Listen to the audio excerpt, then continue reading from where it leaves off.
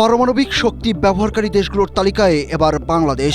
অন্যান্য বিদ্যুৎ কেন্দ্রের মতো তেল, গ্যাস বা কয়লার উপর নির্ভর করতে হবে না রূপপুরকে। পারমাণবিক শক্তি দিয়েই চলবে এটি।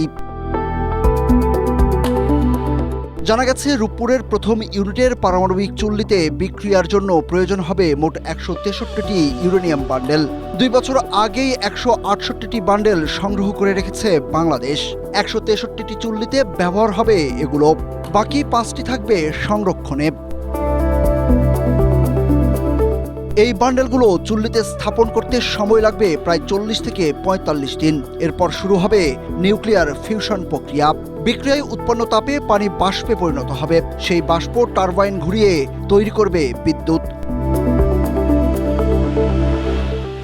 স্ট্রবেরি সুপার ডটেড ও ক্লাসিক ভ্যারিয়েন্টে সেন্সেশন জাগুক শিহরণ।